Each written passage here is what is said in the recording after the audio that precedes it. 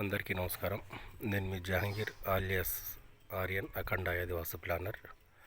సిద్ధాపూర్ అచ్చంపేట మండల్ సిద్ధాపూర్ గ్రామంలో ఒక ఇల్లు కనబడిందండి.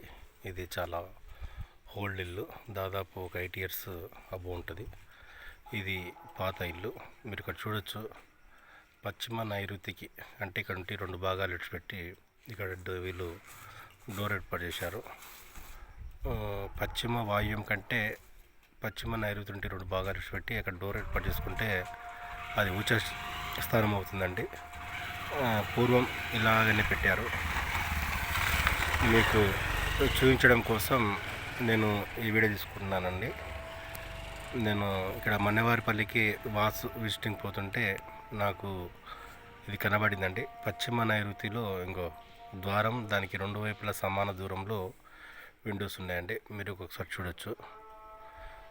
తప్పనిసరి పశ్చిమ వాయువ్యంలో డోర్ అనేది అంత కరెక్ట్ కదండి.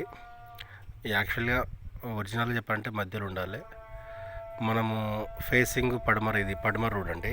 అందుకని వాళ్ళు ఇక్కడ మీకు ఫేసింగ్ ఇది వచ్చేసి రోడ్డు, ఇది పడమర రోడ్డు కాబట్టి ఇది పశ్చిమ నైరుతికి 2 భాగాల స్థలం వదిలి ద్వారం ఏర్పాటు చేశారు. దానికి 2 వైపులా విండోస్ ఏర్పాటు చేశారండి.